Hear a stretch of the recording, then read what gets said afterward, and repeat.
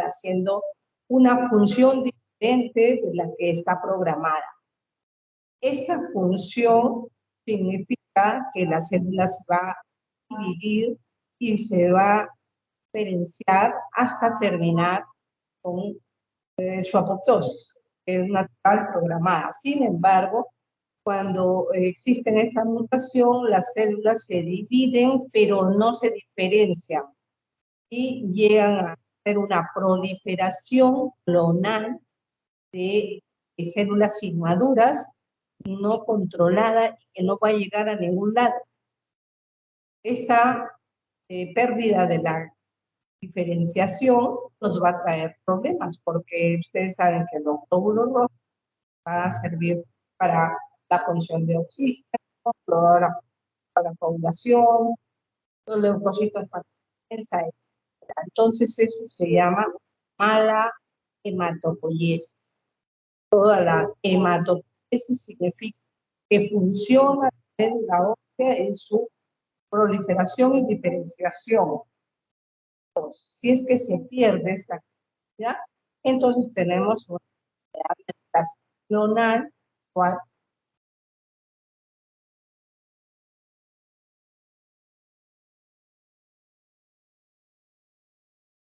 si hablamos de una clasificación muy sencilla, esta es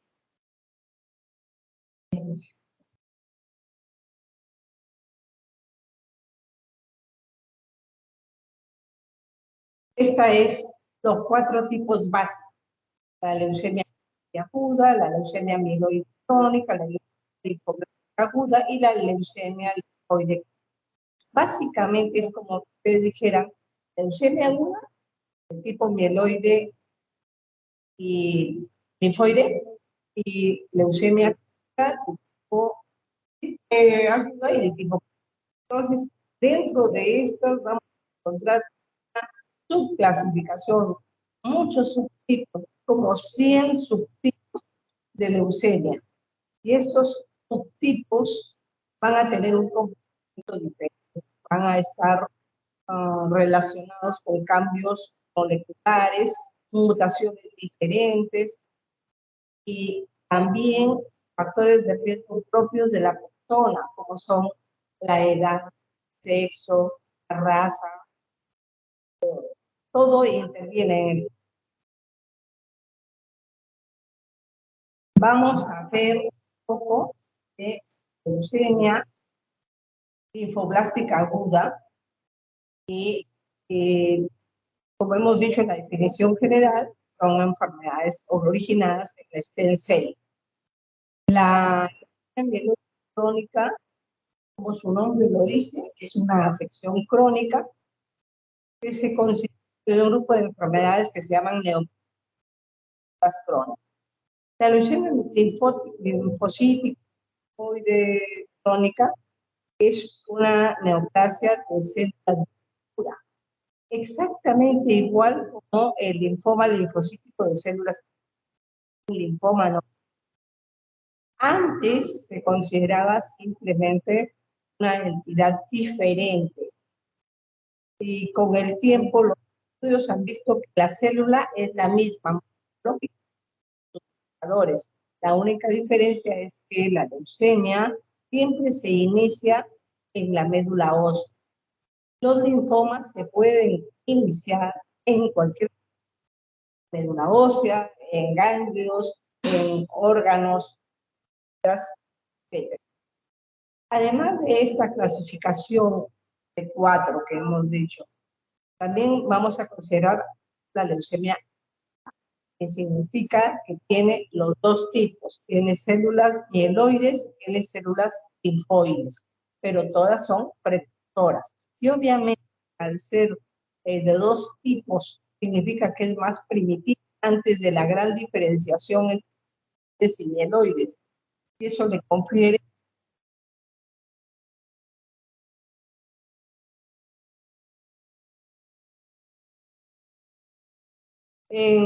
para que vean ustedes también la magnitud, la incidencia y la presencia. En el 2012 se estimaron 350,000 nuevos casos de leucemia en el mundo.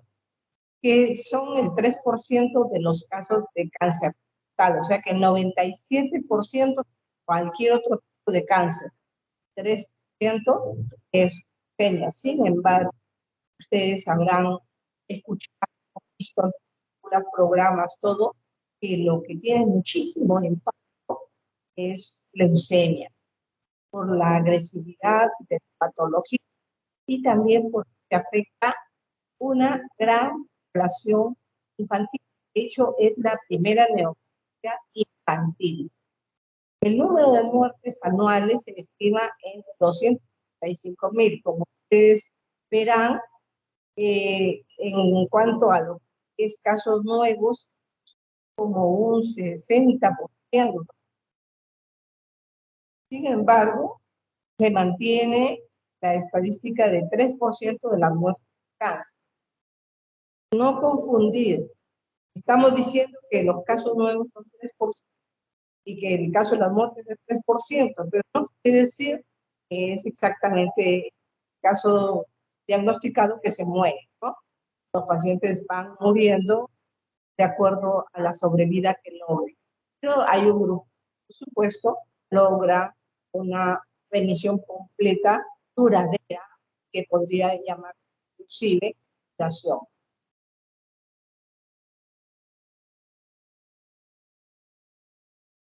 La incidencia de la leucemia, de toda la leucemia, es bimodal, con un incremento entre los 5 años en que predomina la leucemia linfoblástica en los niños, ¿no? Todos los niños, los dos así. Y el segundo pico de la leucemia linfoblástica es a los 25 años.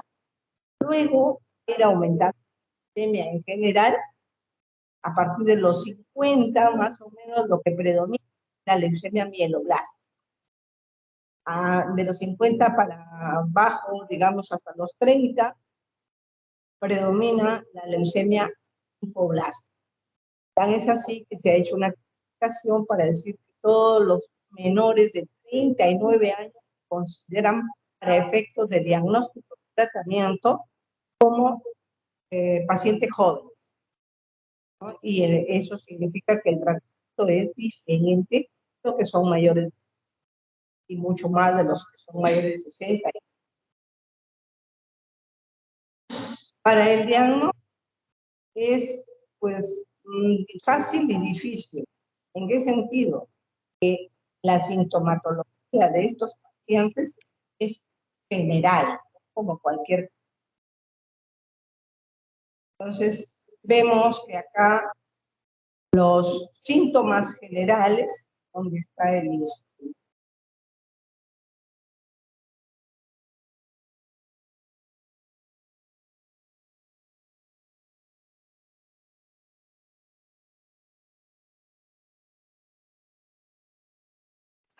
Doctora, no se le escucha.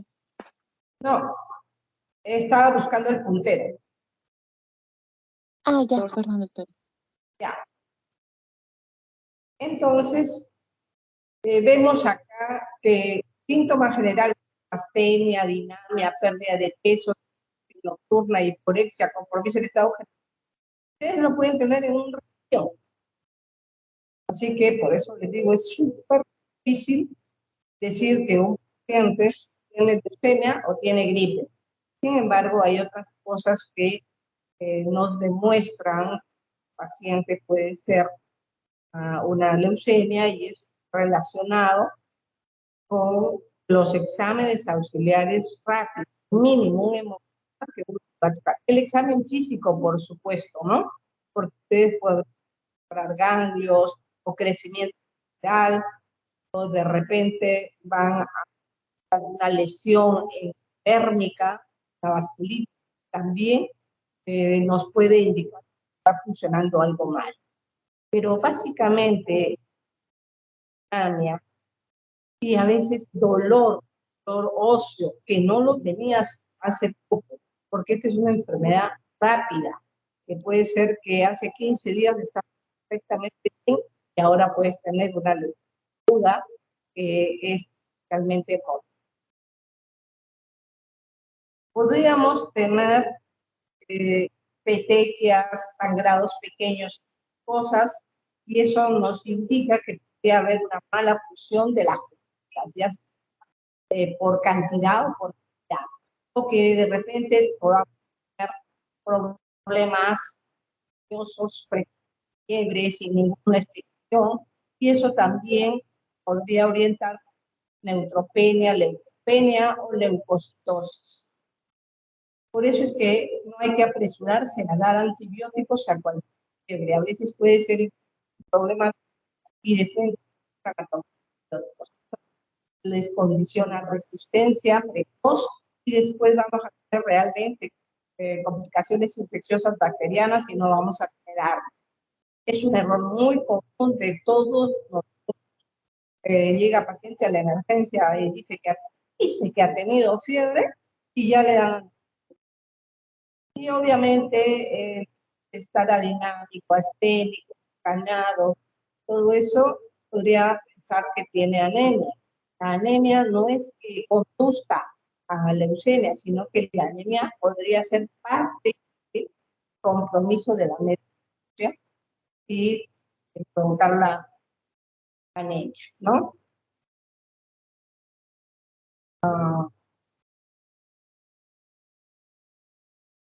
Los pacientes que tienen sospecha de leucemia deben tener acceso a un diagnóstico. Eso significa que tenemos sangre periférica, podría ser un hemograma, y ustedes van a tener la hemoglobina baja, o las plaquetas bajas, o los leucocitos aumentados, o los leucocitos bajos. No quiere decir todo va a estar. Hay pacientes y pueden tener plaquetas normales, un poco bajo la hemoglobina, y los leucocitos son los más afectados.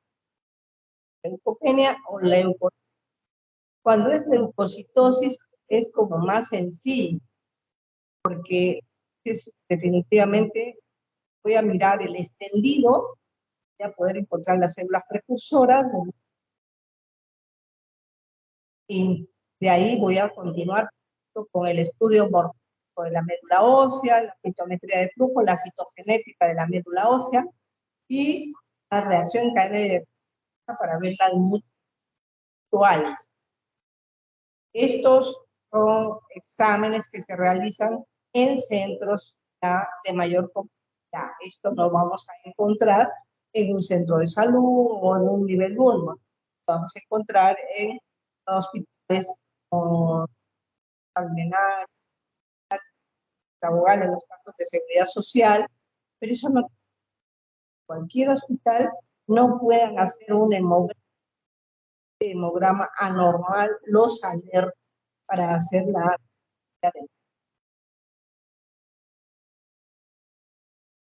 Para poder tener un diagnóstico fiable, necesitamos que centros especializados en una estandarización, para que yo pueda comparar y confiar. Por ejemplo, viene un paciente de un hospital provincia, pero un hospital de la provincia, yo tengo que confiar en que su diagnóstico es correcto, solamente si es que ha trabajado bajo los mismos estándares. Pero si es que no es así, uno tiene que desconfiar y repetir los exámenes, porque uno no puede tener un manejo terapéutico si es que no tienes un buen diagnóstico.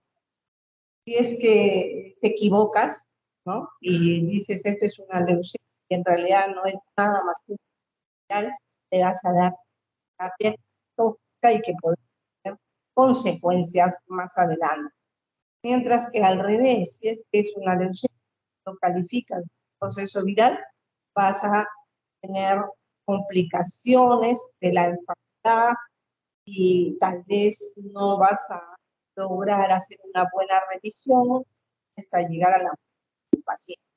Por último, si no suceden estas cosas, la medicina contra el neoplasia son sumamente costosas, y eso significa que genera un gasto innecesario que desperdicia recursos.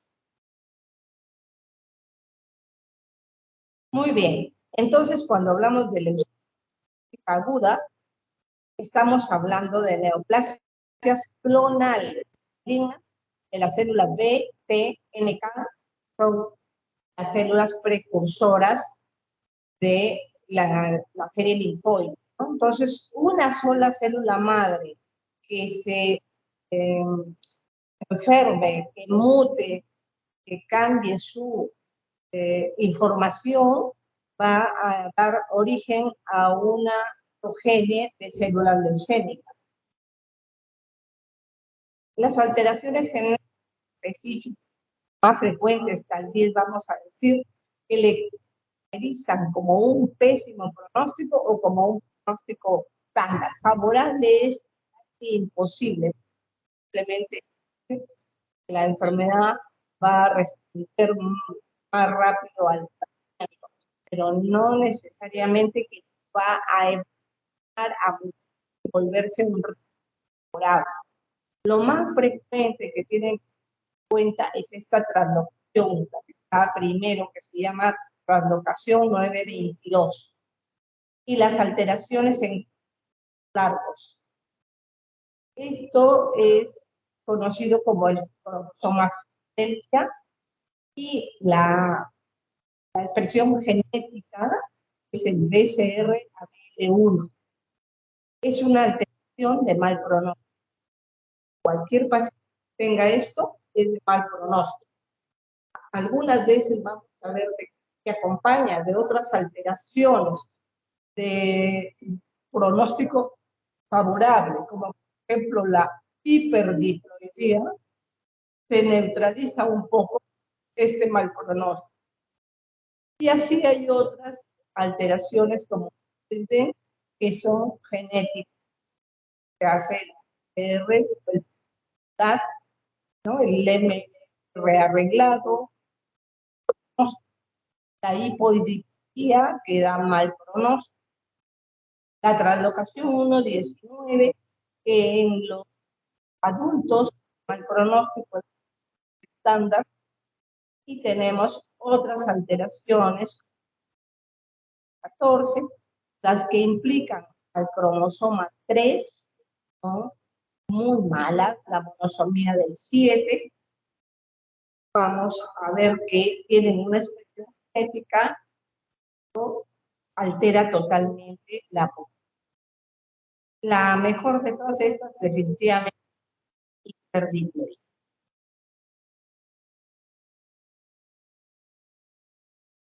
¿Qué importancia puede tener el banco de sangre? El banco de sangre es proveedor de unidades, componentes sanguíneos en los pacientes con leucemias en general, que sean agudas, principalmente, van a necesitar transfusiones, y no solamente para el paciente, sino para poder jugar en la terapia específica, en la quimioterapia y otros elementos, porque un paciente que tiene 7 gramos no va a poder tolerar la terapia. Los pacientes que están afeblidos, tienen menos de 10.000 plaquetas, también se les debe dar una transfusión de plaquetas profilácticas, aún cuando no estén sangrando. No se especifica de que tienen leucemia o sospecha de leucemia. Fuera una plaquetopenia de tipo inmune, no sería la elección del uso transfusional.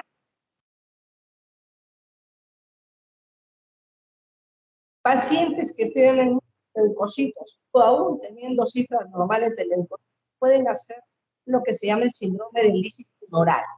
Quiere decir, su nombre lo dice, tumor.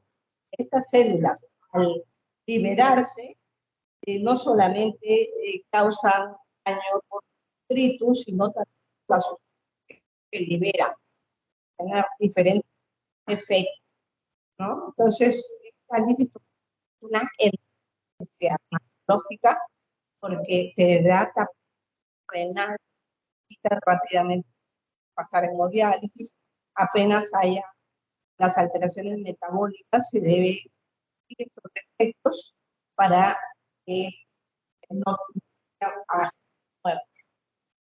Los neutropénicos deben tener aislamiento, porque tienen la posibilidad de contaminarse e infectarse. Es lo mismo colonizar e infectarse. Por eso es que el paciente, antes de ingresar al tratamiento, debe desfocalizar los potenciales focos de infección. Por ejemplo, se revisan los dientes, se revisa amígdala, oídos, y en básicamente orificios. Podemos ver que anorrectal también débil. Por ejemplo, el paciente puede tener fisuras y aparte problemas infecciosos, ¿no? El paciente desarrolla neutro, debe hacerse primero los cultivos para dar un antibiótico lo más específico. Sin embargo, el nombre lo dice, neutropenia, entonces tenemos que dar empíricamente una amplia, ¿no? De acuerdo a la microbiología de cada centro. Es decir, que son los que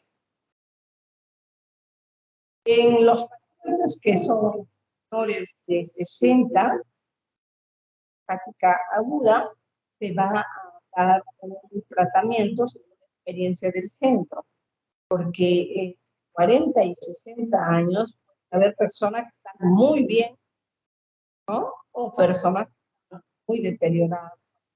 Entonces, por ese motivo, ahí un poco se personaliza, se individualiza el tratamiento. Mientras que a los de 40 es lo más sanos, que no tengan por lo el esquema es se da para los niños, como les mencioné. Este esquema de infección va a incluir cuatro drogas. Bien, Cristina, da unos rubicinas para quinasa, que son los quimioterapias. La persona todo este esquema de infección, esquema linfática aguda, es de 4 semanas. Después de estas 4 semanas, debe tener una revisión completa.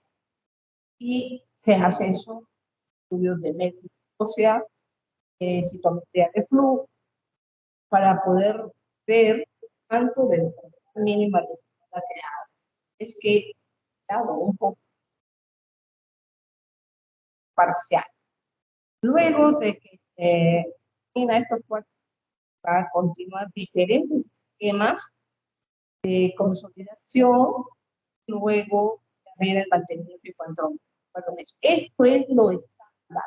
Sin embargo, en aquellos pacientes que se les cataloga desde el principio por las genéticas que hemos visto, son pacientes que no se considera que van solamente con quimioterapia, en todo caso van a necesitar consolidación con un trasplante progenitores. Entonces, para el trasplante, casos de los pacientes que son adultos, realmente los niños son los que pueden estar, ver si es que factores de riesgo son bajos, tal vez con la quimioterapia, tener una sobrevida larga, si es que el paciente recae, no pensar en hacer un trasplante para no maltratarlo demasiado. Es como si a un niño le quisieras poner una cadera o de rodilla tan tempranamente, ¿no? Otras cosas ya cuando está mayores, con esos prótesis. Acá también es igual. Pero si el paciente, sea niño o joven, es de alto riesgo, obviamente va desde el principio a buscar un donante para que pueda ser trasplantado desde la primera revisión completa, es decir, la inducción y una consolidación. Entonces, estos van a ser parientes, son completamente compatibles o 50% compatibles. También puede ser personas no emparentadas que son compatibles, ¿no? Entonces, el trasplante halogénico es para aquellos pacientes que son refractarios a la inducción en primer pero que luego la revisión. Pacientes que tienen bacteriedad y enfermedad persistente pueden ir a un, ¿no? Es como si ustedes tuvieran un jardín, un campo. Este campo está lleno de bichos, ¿no? Llámese hormigas o lo que sea, o enfermedades, o hierbas malas. Y que ustedes lo limpian, pero siempre queda un poco de estos bichos, como que cuando ustedes ponen la semilla, seguramente que estos se van a comer la semilla y el campo va a prosperar. Entonces es igualito la médula ósea.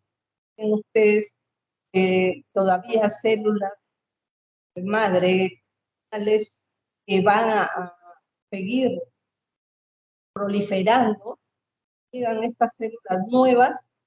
Estas células nuevas son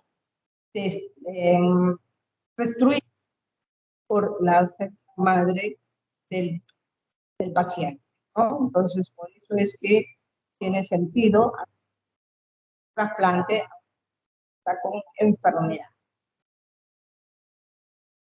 A los pacientes que tienen cromosomas de herencia, como les había mencionado, se les debe iniciar un inhibidor de la tirosina química.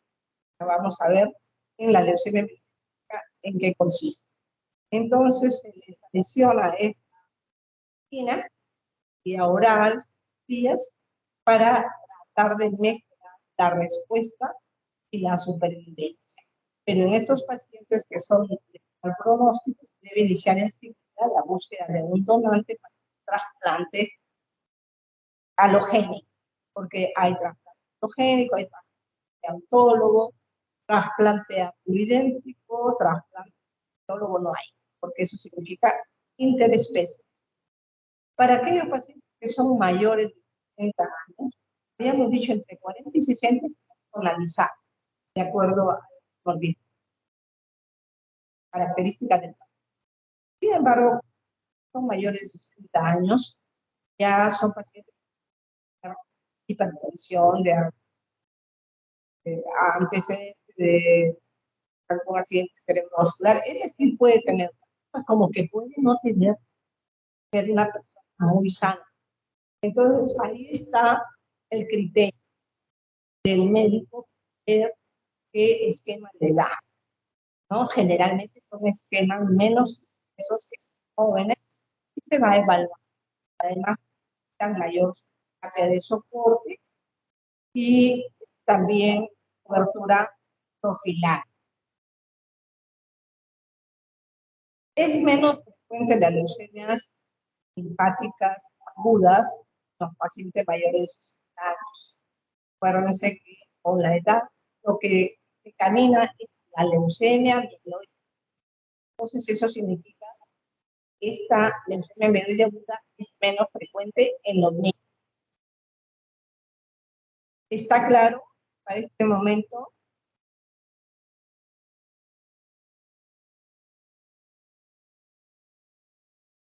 ¿Está claro? ¿Nadie me escucha? Sí, sí la escuchamos, doctora, sí. Me asusté porque nadie me contestaba. Ya, Sí, entonces, sí la escuchamos. está claro entonces. Vámonos con la leucemia. ¿No? Entonces, todo es parecido en cuanto al diagnóstico. En un paciente que sospechan tiene leucemia, ustedes no pueden saber qué tipo de leucemia, porque los básicos son los 4, y a partir de ahí son como subtipos. Entonces, llega el paciente y ustedes sospechan que es leucemia, pero solamente pueden quedar crónica. Sin embargo, las características de la edad pueden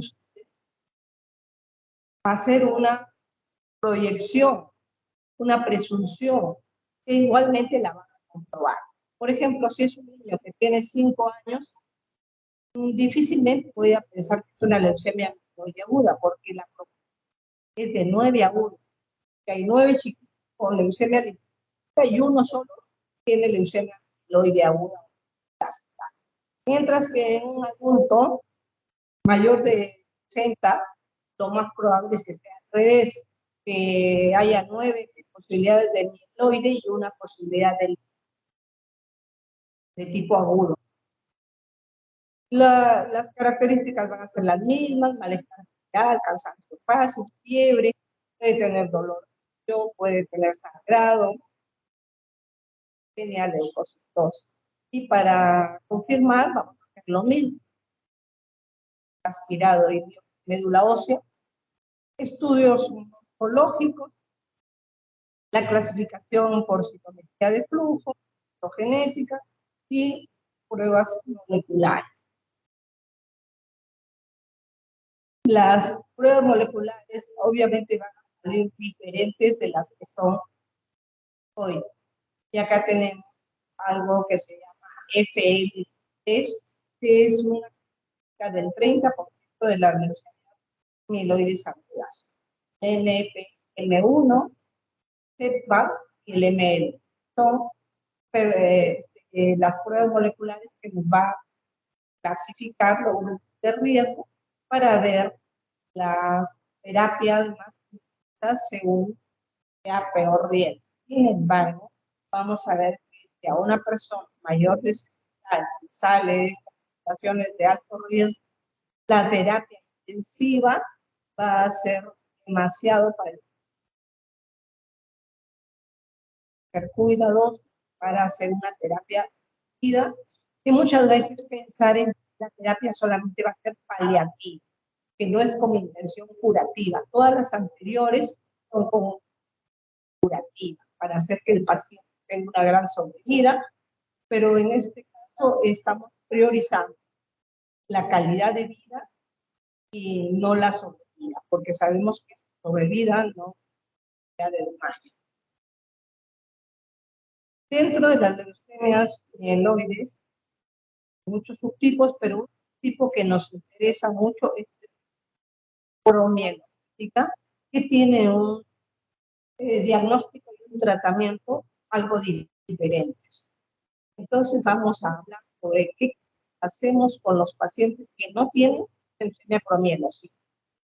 Entonces, a estos pacientes que ya los hemos diagnosticado, al cual hemos dicho plástica, vamos a dar un esquema de inducción. En el plástica habíamos dicho que eran 4 semanas, 4 medicamentos.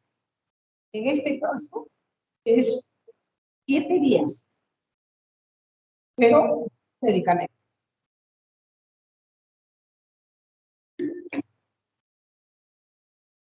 Estos 2 medicamentos son muy intensos. La citarabina, que se da 7 días endovenoso, y la antraciclina, que puede ser vancomicina, que se da 3 días. Se llama régimen 7. Una vez que se ha logrado la inducción, vamos a pasar a hacer el control. Es que ha habido una revisión. Si ha habido una revisión completa, nos pasamos a la segunda fase, se llama consolidación.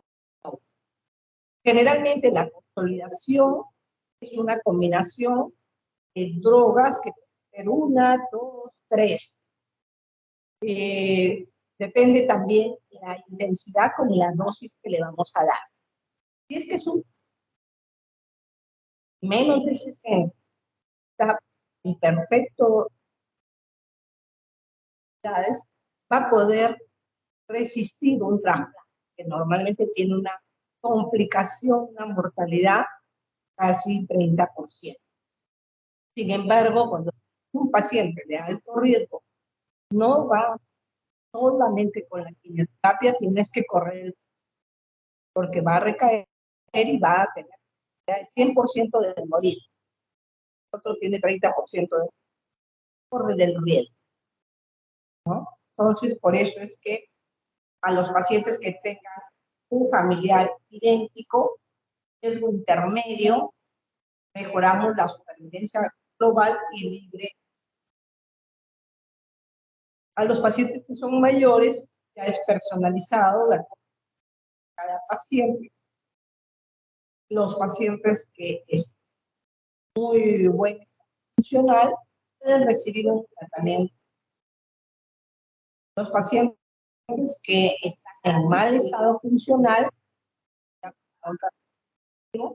entonces se les puede dar tratamiento dosis baja para bien o una terapia que no es tan antigua, tiene como 20 años, pero ha sido probada hace 5 años para leucemia mieloide.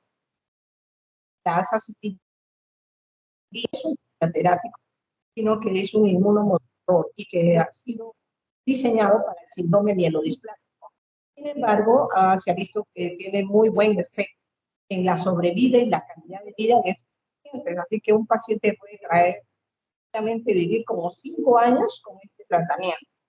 Y si es que no lo tolera o no funciona, solamente le queda al paciente la terapia de soporte, que significa soporte transfusional, cobertura profiláctica de antibióticos y tal vez si es que hubiera.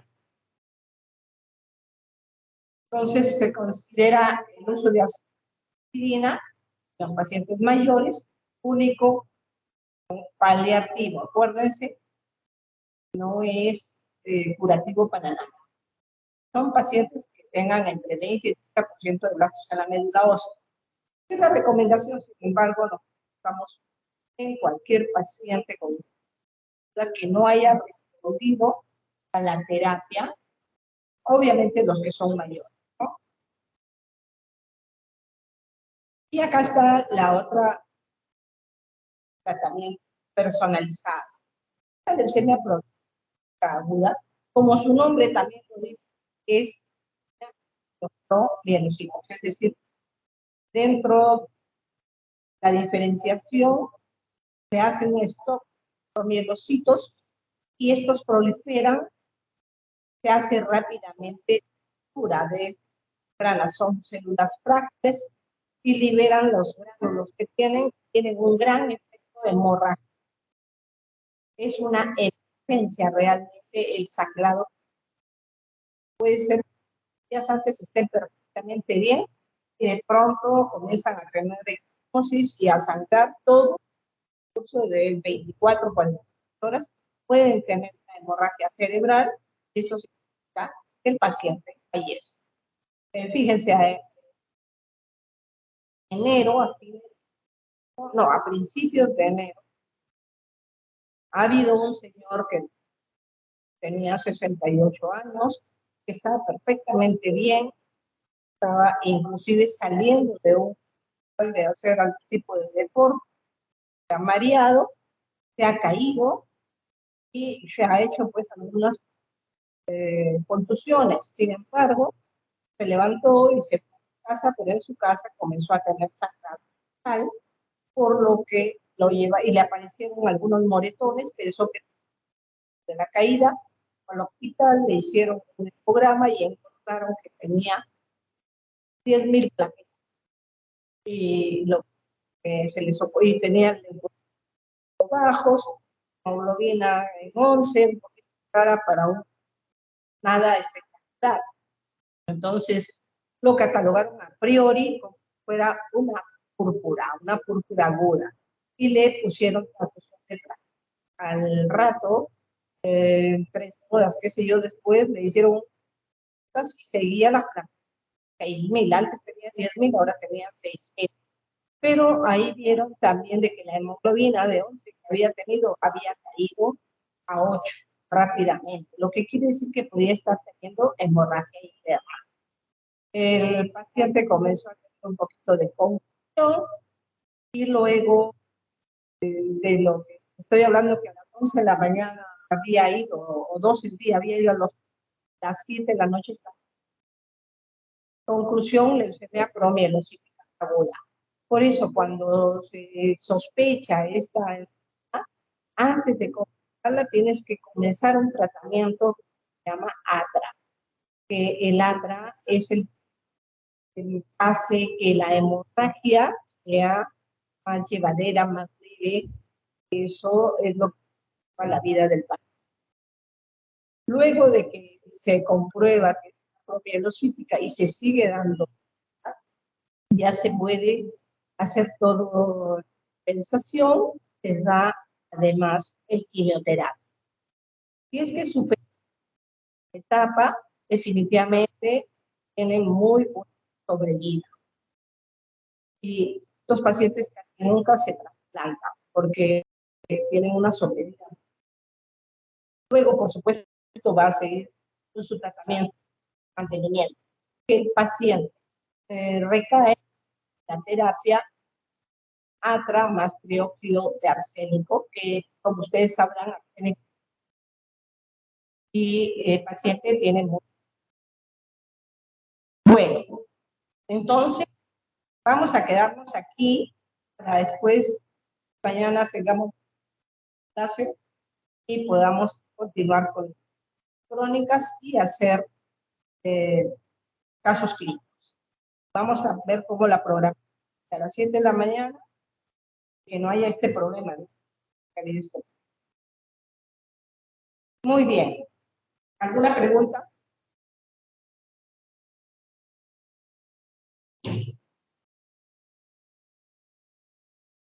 Doctora, entonces Doctora, mañana continuamos a las 7, ¿verdad? Pues eso, pero vamos a ver qué ha pasado, ¿ah? Esa haya sido de la producción, algo que incluso yo tengo, a ver por qué. Sí, en principio mañana a las 7 de la mañana. Ya, doctora. Vayan leyendo esta parte que hemos desarrollado, porque vamos a hacer casos clínicos y ustedes van a poder intervenir. ¿Alguna pregunta? doctora, sí, una consulta. Cuando habla de la presentación clínica y que algunos pacientes manifiestan que tienen dolor pues, en los huesos, cuando estamos hablando de pacientes pediátricos, ¿también podría tener la misma presentación? Perdón, ¿cuándo qué? Sí, ya me ha dicho que... Cuando los pacientes son pediátricos. Ah, sí, claro que sí, los También, pediatras pueden tener dolor a cualquier edad. Son diferentes síntomas. Hay algunos pacientes que están solo con dolor y que están una semana diciéndole a la mamá que duele las piernas o los huesos largos, ¿no? Y a veces uno no le da mayor importancia, pero si es que lo llevan y además el médico ya detecta tal vez palidez, petequias, hígado, vasos ganglios, algo le puede relacionar. entiendo. Ojo, Muchas gracias. hay mucha mononucleosis infecciosa en los niños. Esto puede estimular la leucemia, también te da dolor, te da ganglios, te da fiebre, dolor de cabeza, pero no vas a tener pues plaquetopenia ni las células tumorales, sino que vas a tener linfocitos.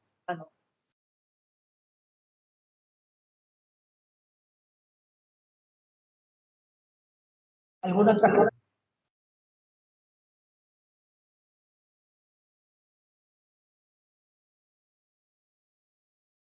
Listo, nos vemos.